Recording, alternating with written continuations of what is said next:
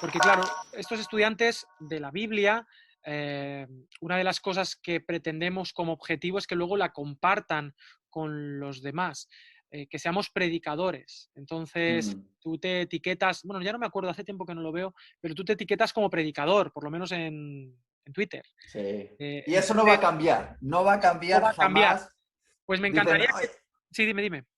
no, me dicen, Itiel, pero tienes que cambiarte la definición, eso de predicador suena un poquito antiguo, arcaico, como de la era medieval, y yo me resisto a eso porque realmente me defino como predicador porque me siento predicador. Es algo que desde bien jovencito el Espíritu Santo eh, puso ese fuego en mi corazón por compartir el mensaje de las escrituras con otro. Y creo que la mejor definición de esto es ser un predicador.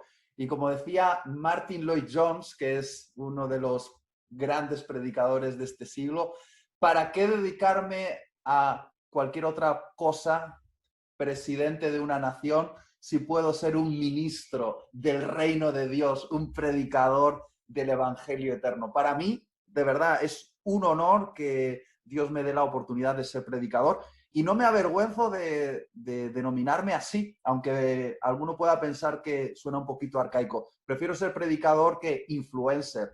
Realmente me siento predicador y me gusta ser predicador. Pues por ahí iba la pregunta. ¿Cómo defines lo que es ser un predicador?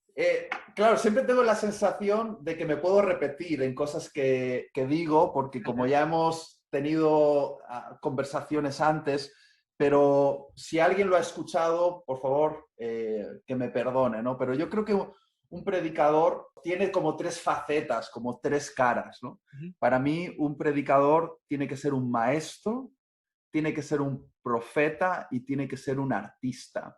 Y estas tres cosas funcionando juntas es lo que para mí define a un predicador. Es un maestro porque aprende y enseña el mensaje que está escrito en un libro que se llama la Biblia, Ujú. que consideramos que es más que un libro, es la palabra de Dios, ¿no? Y tiene que enseñar el mensaje correcto, el mensaje bíblico. Pero también es profeta porque tiene sus oídos atentos a escuchar la voz de Dios y a traer un mensaje que sea pertinente para la realidad actual o para la audiencia o para el mundo en el que nos encontramos. Un mensaje actualizado y relevante, Ujú. que sigue siendo bíblico porque es maestro, pero está adaptado al momento porque es profeta.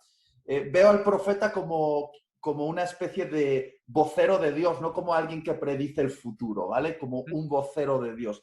Y es artista porque transmite este mensaje bíblico y relevante de manera inolvidable, lo hace de tal manera que la gente le presta atención, quiere escucharle, ya sea porque lo hace de una manera muy dramática o porque cuenta una buena historia o porque hace preguntas o porque lo narra de una manera que atrapa la mente y el corazón del espectador.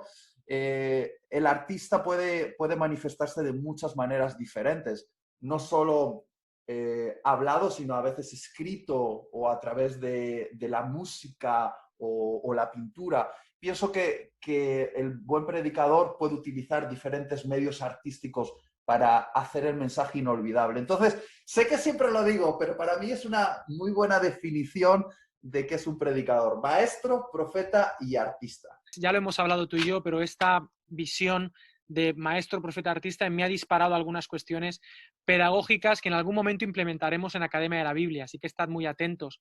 Y quiero hacerte otra pregunta que te he hecho otras veces, pero quiero escucharla. Si has cambiado algo, está bien, y si no, también está bien. ¿Cuál es el fin? ¿Cuál es el fin de la predicación? ¿Cuál es el objetivo, el target, el gol, la diana de la predicación? Para mí está clarísimo y aunque lo tengo claro, sigue siendo un desafío, ¿eh? Como predicador. Para mí el objetivo es revelar a Jesús. Eh, la predicación debe tener el objetivo de que el oyente tenga un encuentro con la palabra viva, que es Jesucristo.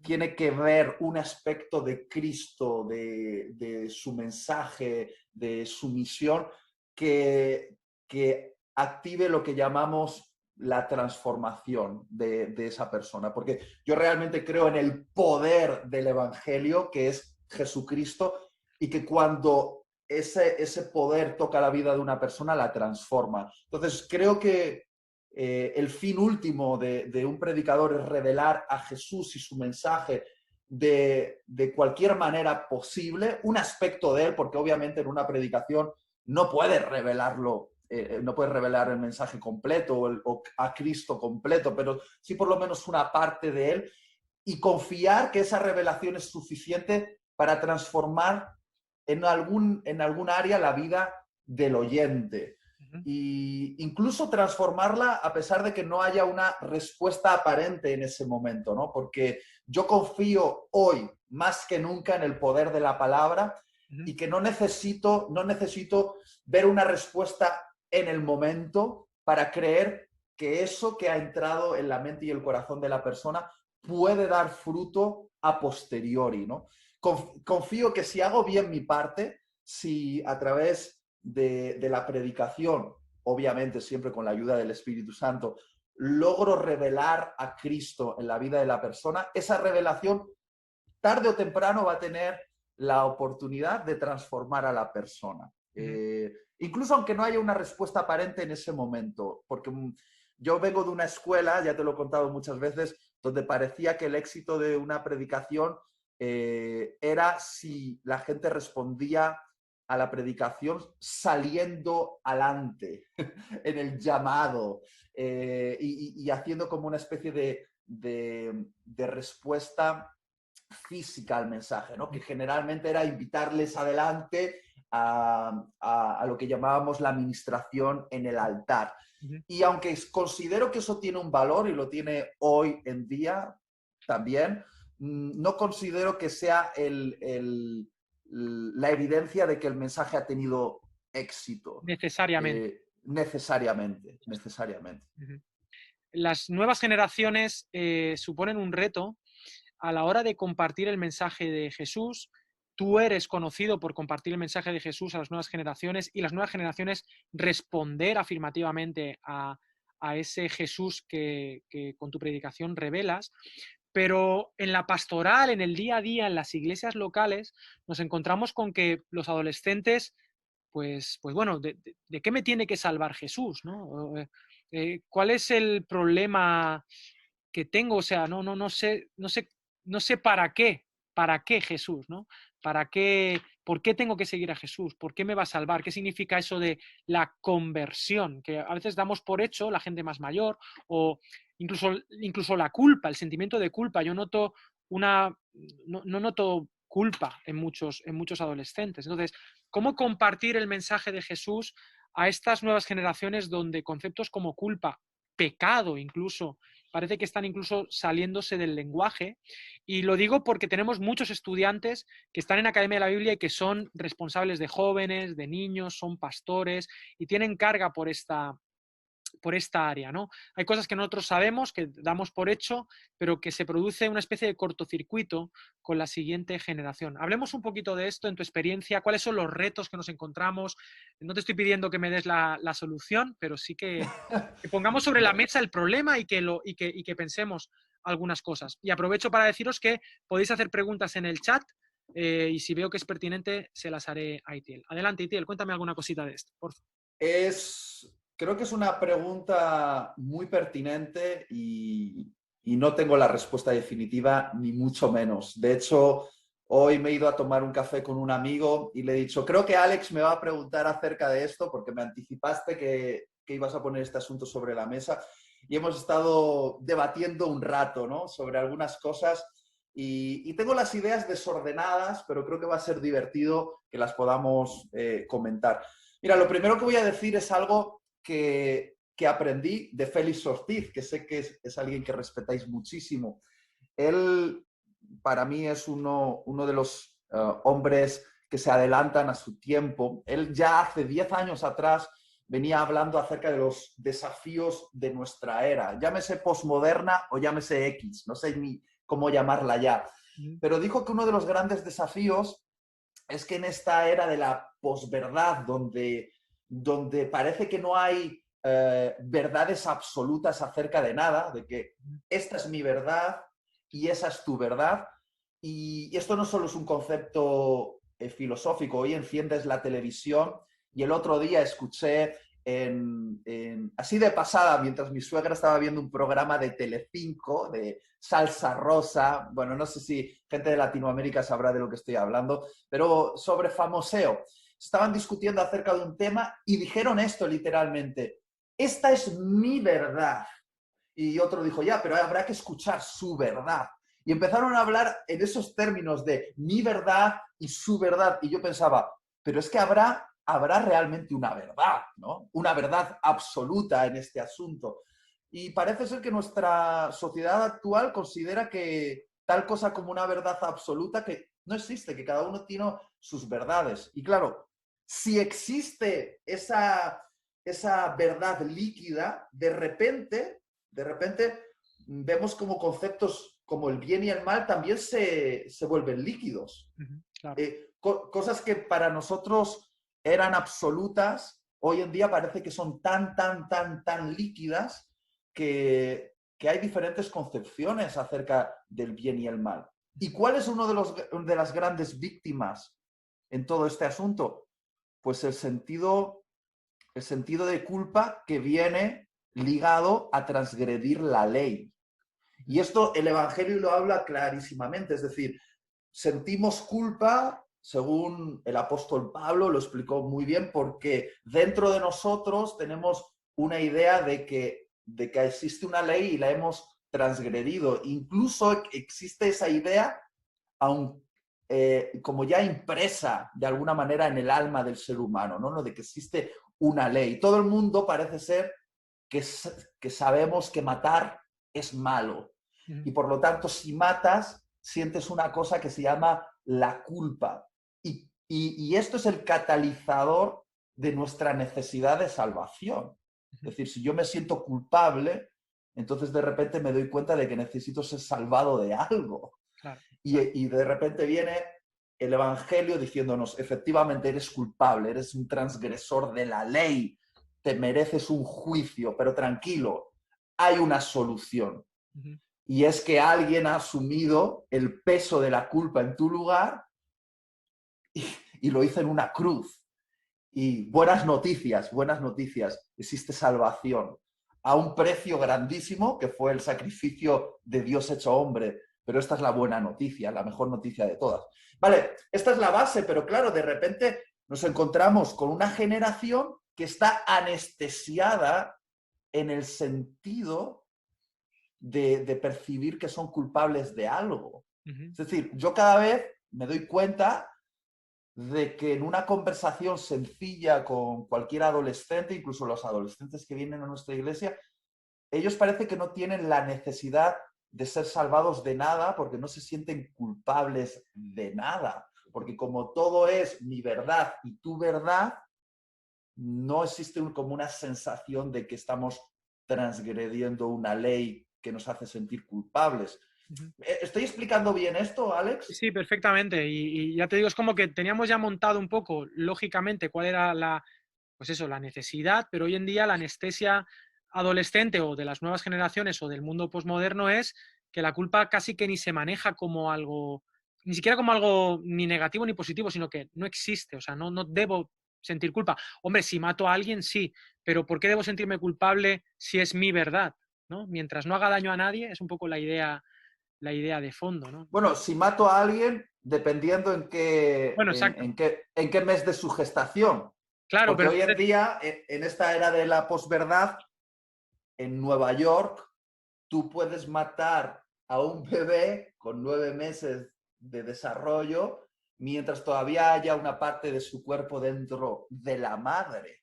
O sea, fíjate a qué punto llegamos que la ciudad que consideraríamos una de las grandes capitales del mundo, Nueva York, la representante de digamos, las ideas más elevadas, el progresismo, se puede matar un bebé mientras todavía tenga una parte de su cuerpo dentro del cuerpo de la madre. Entonces, en realidad, algo que se supone que es tan básico como decir matar es malo, bueno, en esta era líquida depende de la circunstancia.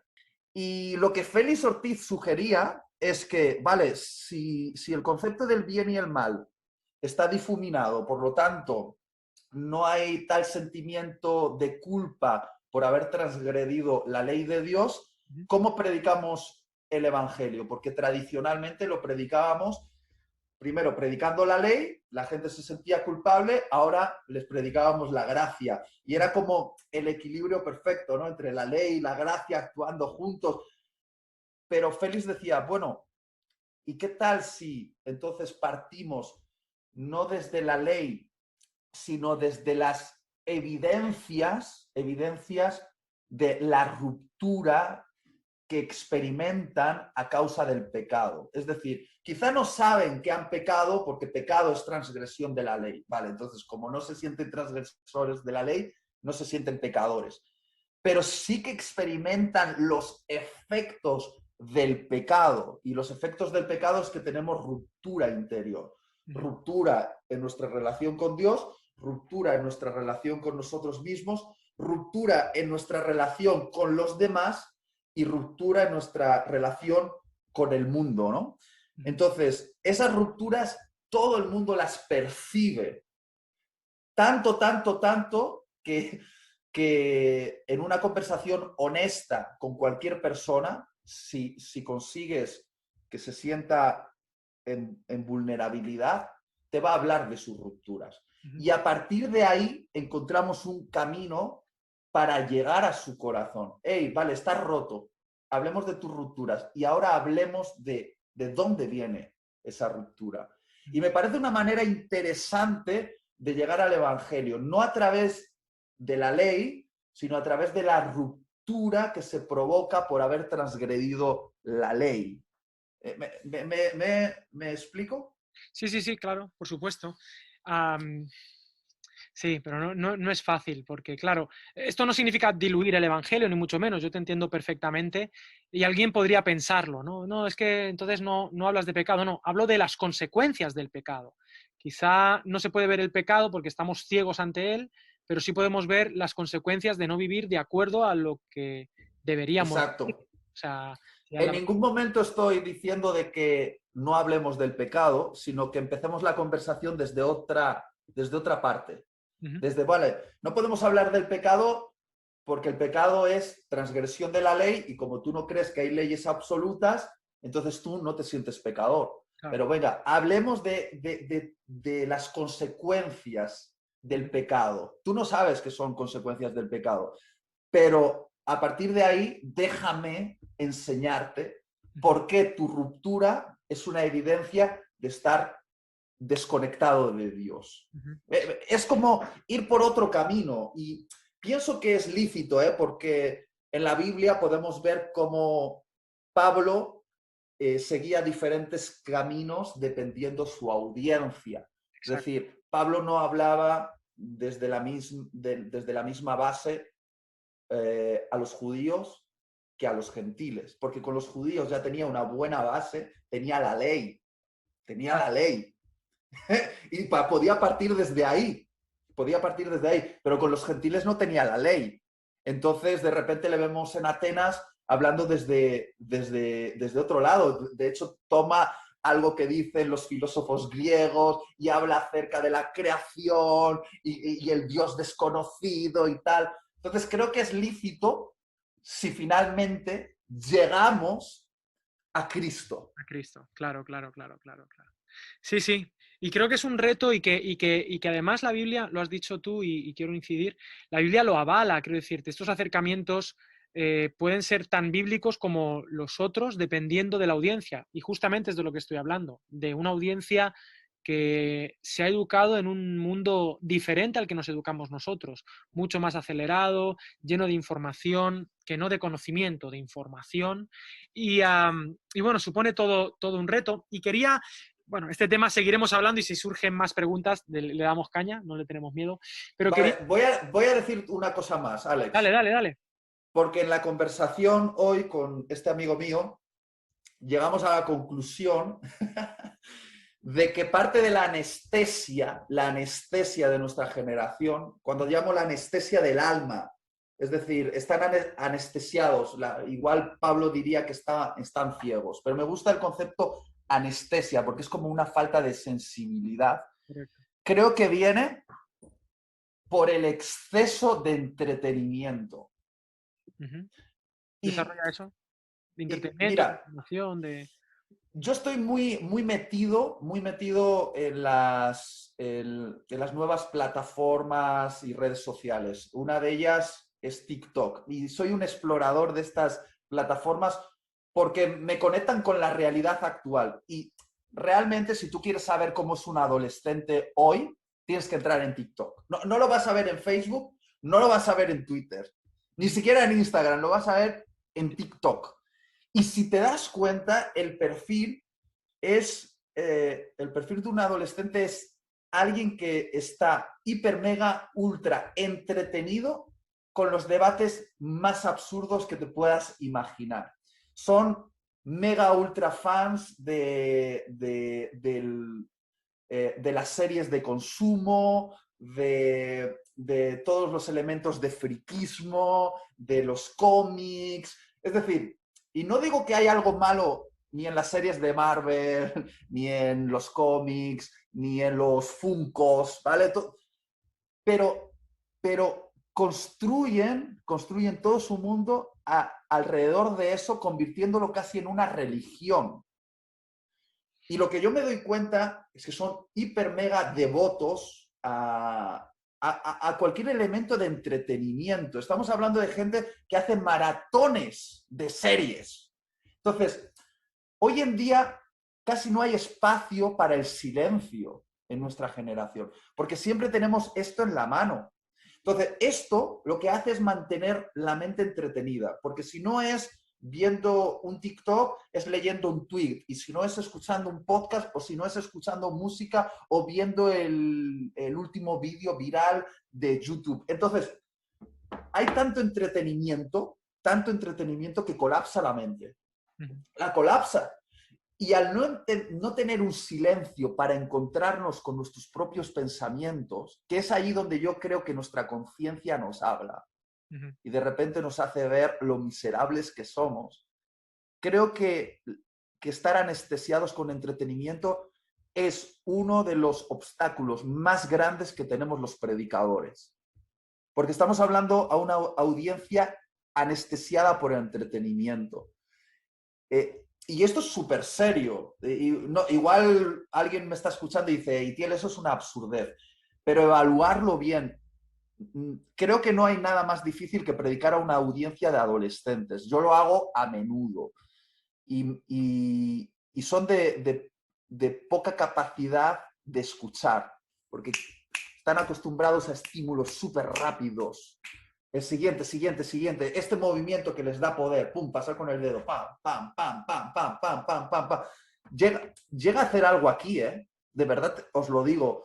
Y tenemos que darnos cuenta de que estamos hablando de una generación anestesiada por ese exceso de entretenimiento y sacarlos de ahí a veces es necesario para que puedan escuchar el mensaje del Evangelio. Y no sé cómo podemos hacerlo, ¿vale? No, yo noto el problema, las soluciones no las tengo, pero creo que eso es un problema importante. No sé si tus alumnos están de acuerdo conmigo, si les parece una idea un poquito rara, pero hoy en día yo le temo, fíjate lo que voy a decir ahora, te va a escandalizar, pero yo estoy más preocupado por el exceso de entretenimiento que por el exceso de pecado. Y sé que esto suena fuerte, pero realmente tenemos un montón de chicos que igual en la iglesia no pecan mucho, pero están tan entretenidos que Dios no los puede usar para sus propósitos. Claro. Están dormidos. Vale, y quien está dormido quizá ni peca, pero tampoco hace el bien. Y temo el adormecimiento. Porque, vale, estás dormido y no haces mucho. Y quizá no eres una persona súper, llamémoslo así, como malvada, ¿no? Eres un pecador decente. No eres un pecador de los buenos. Claro. pero por otra parte tampoco eres un agente del bien. Ujú. Estás dormido.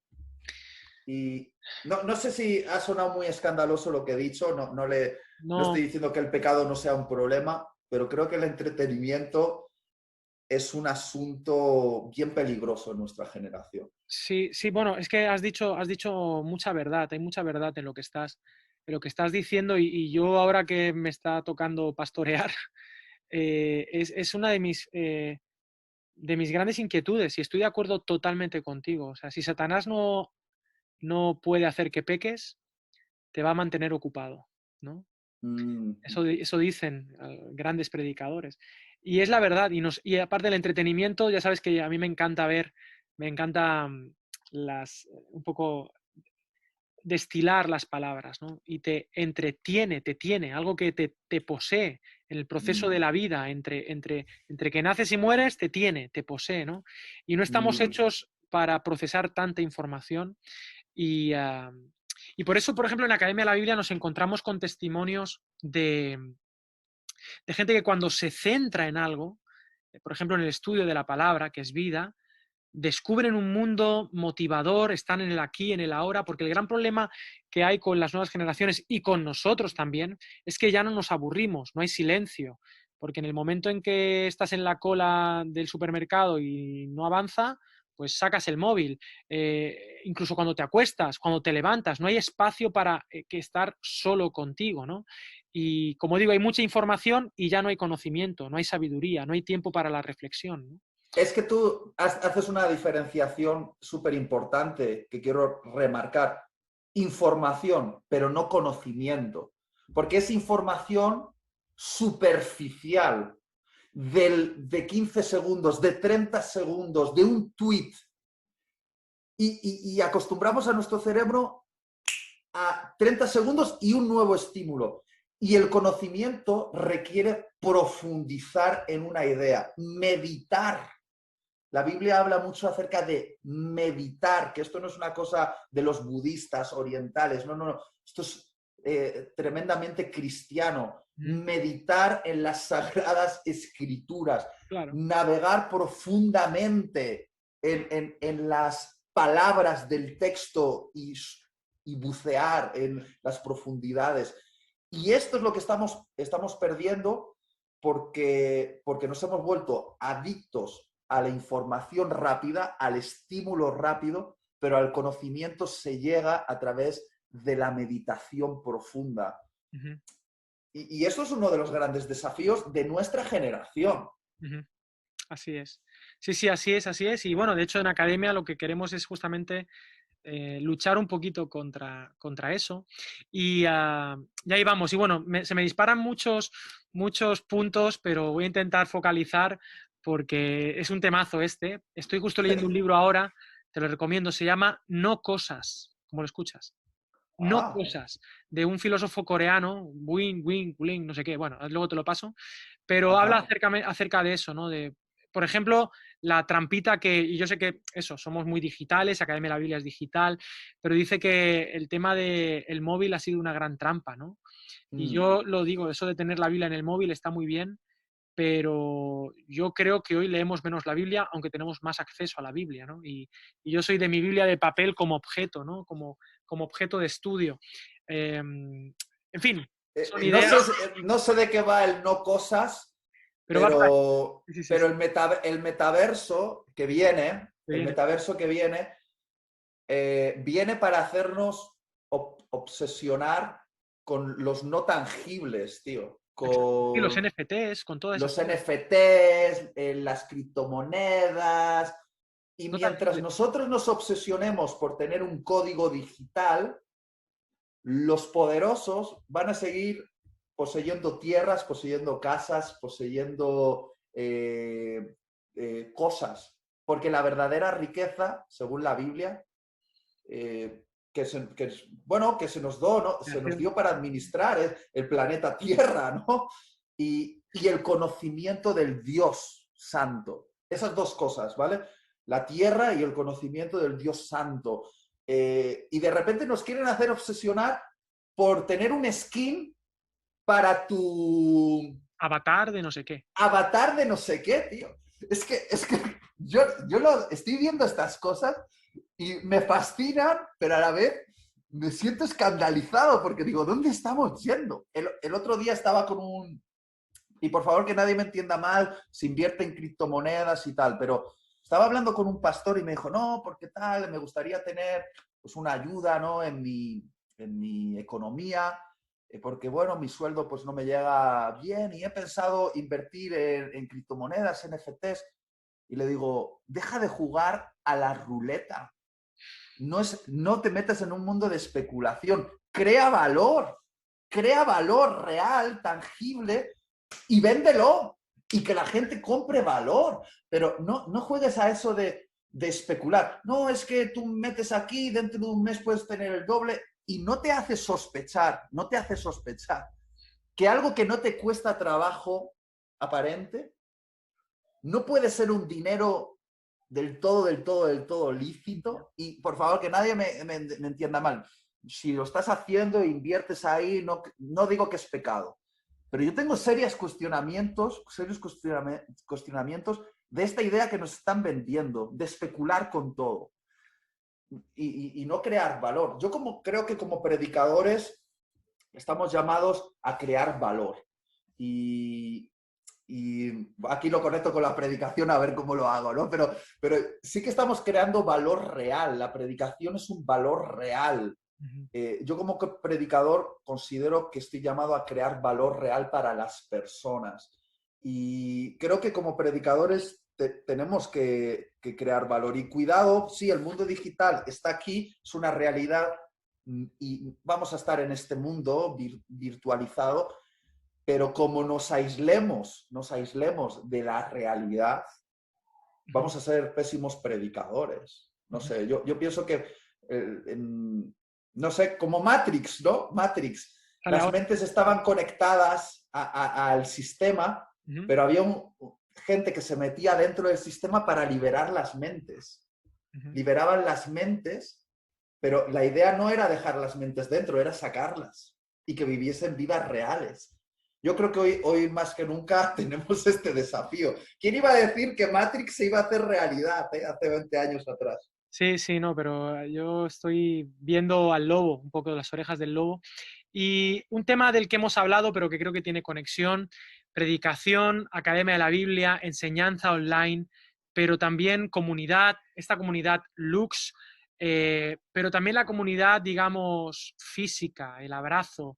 Me has dado 2 o 3 ideas para predicaciones buenas ahora con esto del móvil y lo de las nuevas generaciones, pero háblame un poco de la importancia de la realidad. Dijiste algo en el podcast, ¿no?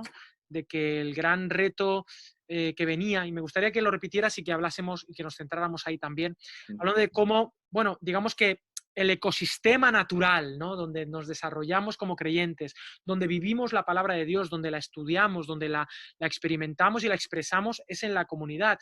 Y no una comunidad solamente donde media una pantalla, sino donde nos tocamos.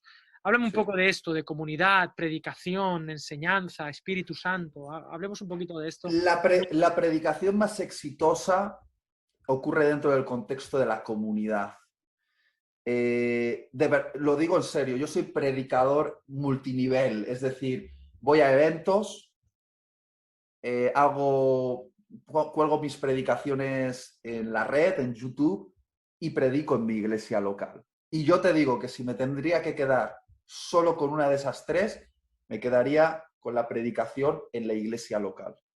Porque sé que es la más eficaz, la más transformadora, porque el contexto natural para la enseñanza de las escrituras es en una comunidad que se reúne en torno a Jesús y a Jesús en las escrituras, sin desmeritar lo otro, y lo voy a seguir haciendo, ir a eventos, predicar a través de las redes sociales, pero nunca voy a sacrificar la comunidad y la predicación en la comunidad sobre el altar de los eventos o de los medios virtuales. De verdad lo digo.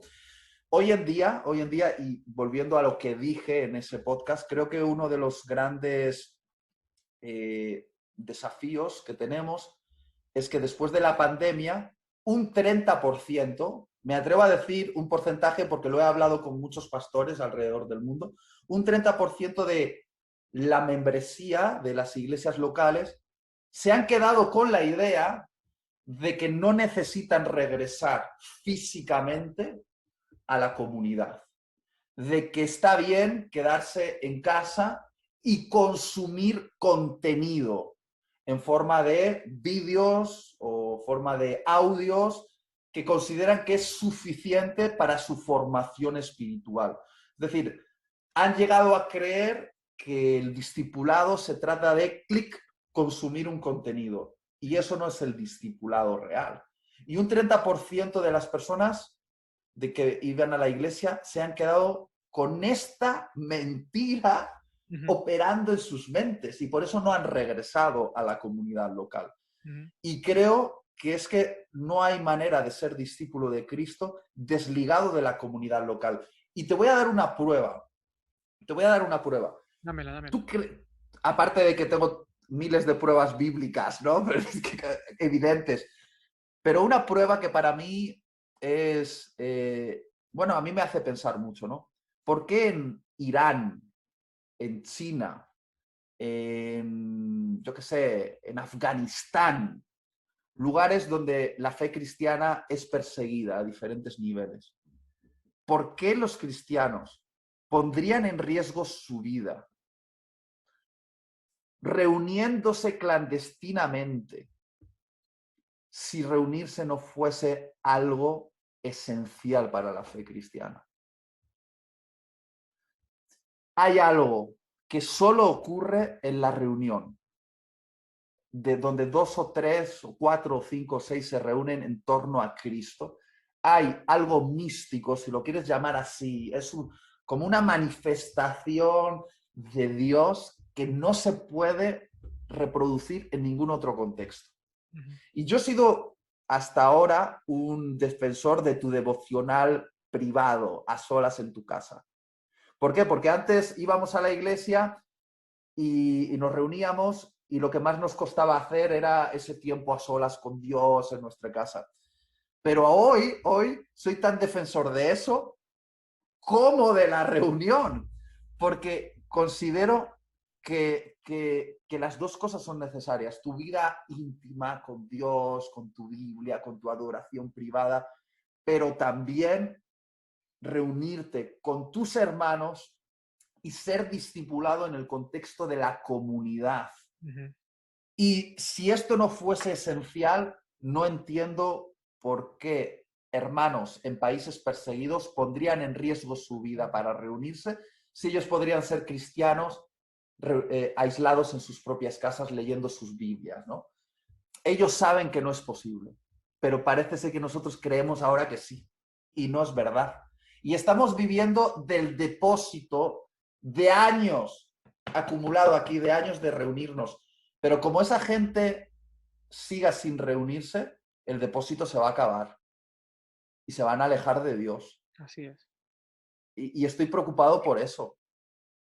Igual me he puesto muy dramático de repente, pero... Que más allá de perfilar si es posible o no, es un camino cuyo destino, a mi juicio, es la incredulidad.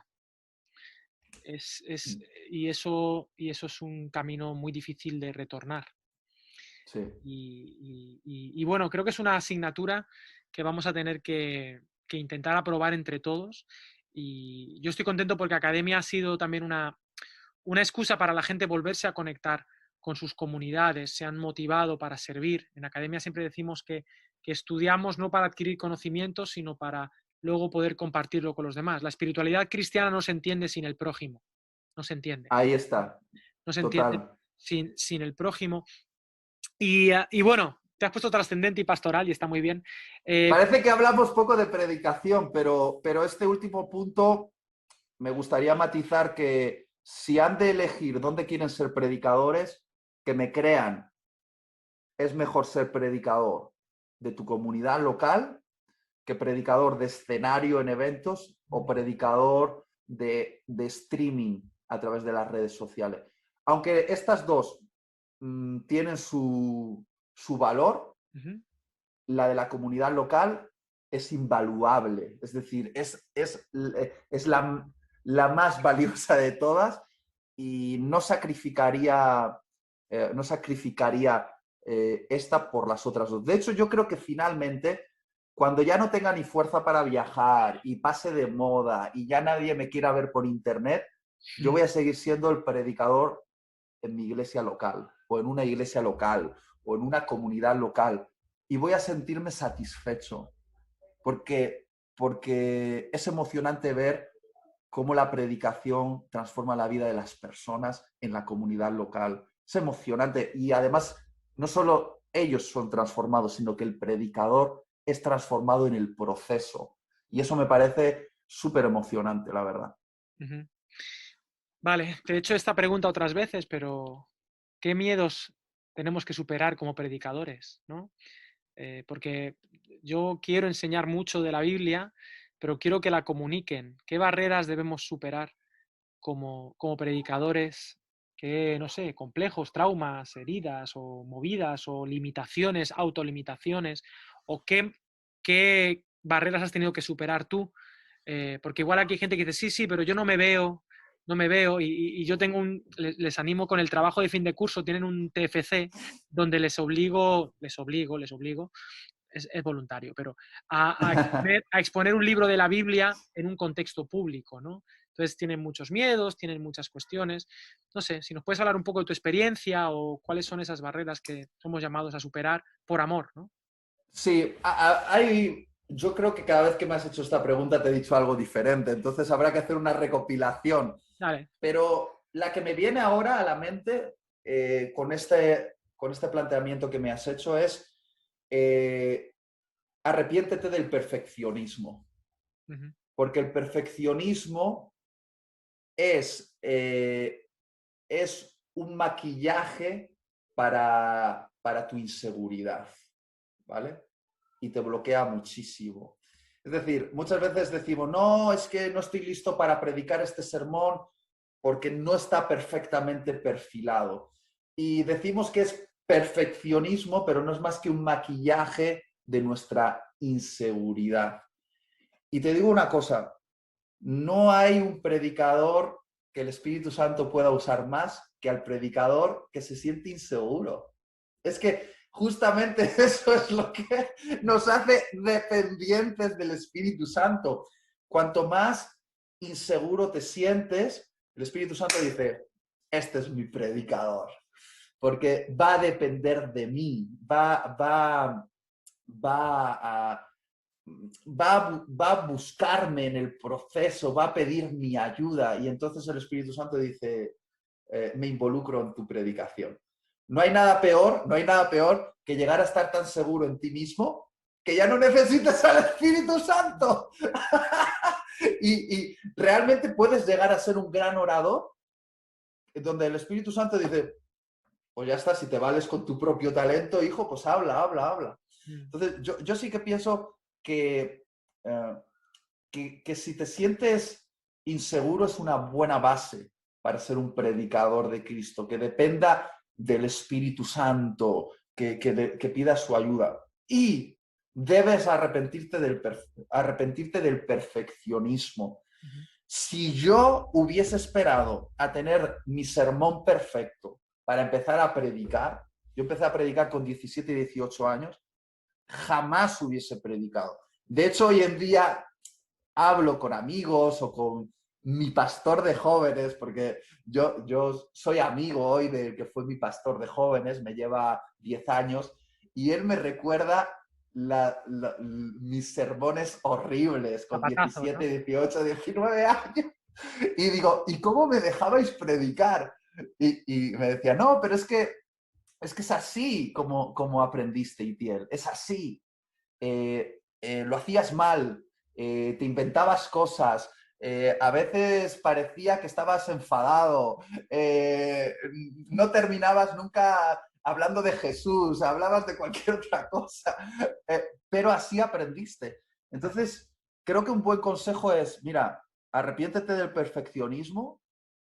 Si te sientes inseguro, es una buena base para hacerte dependiente del Espíritu Santo. y permítete aprender en el proceso. Es decir, a predicar se aprende predicando y predicando mucho. Alex San Pedro no es uno de los mejores predicadores de habla hispana porque ha leído un libro sobre predicación. Es porque probablemente este domingo hayas predicado tu sermón número 10.000. Es que no sé ni qué número ponerte, pero probablemente se cuentan por miles las veces que has predicado. Entonces yo creo que al número 10.000, la predicación 10.000, pues ya te va saliendo más o Me han salido menos bien. cositas. Es verdad, es verdad. Es verdad, Itiel. Gracias, gracias por eso, de no encasillarnos con el perfeccionismo. Y ojo que a los que llevamos años, no muchos, pero los que empezamos jóvenes, nos pasa por la presión de nuestro yo del pasado. No sé si te pasa a ti eso, eh, pero tu yo del pasado te dice, ojo, que tienes que hacerlo aparentemente tan bien como ayer, ¿no? Y eso es una movida, es una mentira, es una trampa, ¿no? También. Sí. Eh, No, porque además,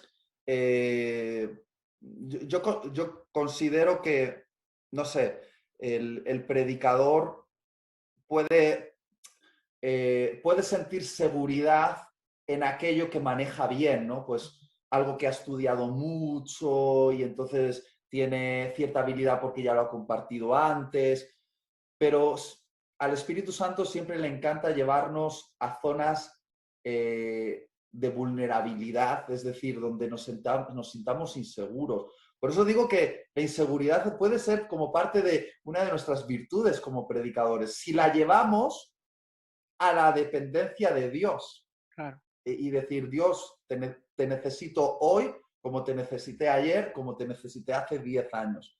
Ahora, si intentas enmascarar tu inseguridad con el perfeccionismo, entonces caes en una trampa.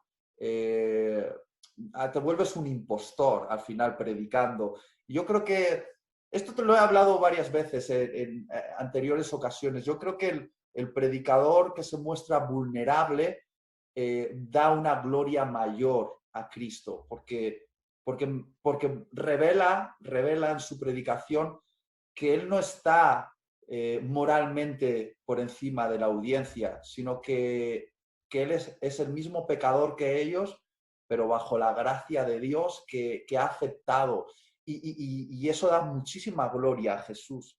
Predicar desde ahí, desde la vulnerabilidad, y no desde el impostor bien maquillado que parece el predicador que parece que nunca ha discutido con su esposa o nunca ha discutido con su esposo, ¿verdad?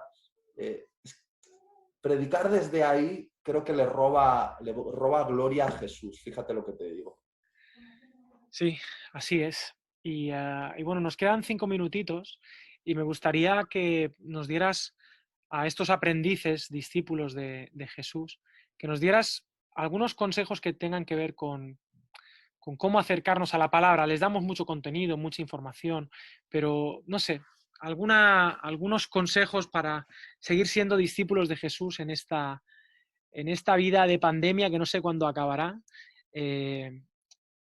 Para seguir estando apasionados por la palabra, o sea, yo siempre les digo que me encanta darles conocimiento, pero pasión es lo que creo que necesitan, porque la pasión hará que se sigan volcando en la palabra y sigan queriendo descubrir en ella a Dios y a sí mismos, ¿no? Entonces, si nos puedes por ir cerrando, dar algunos consejos y al final que nos puedas recomendar, no te lo he dicho, pero que nos recomiendes algún libro también que estés leyendo o alguna cosita, o que hayas leído, que te haya marcado y demás, porque hay mucha gente que está o que va a ver esta masterclass que no ha estado en ninguna masterclass. Entonces, dinos, recomiéndanos algunos Pues consejos para mira, seguir siendo un aprendiz.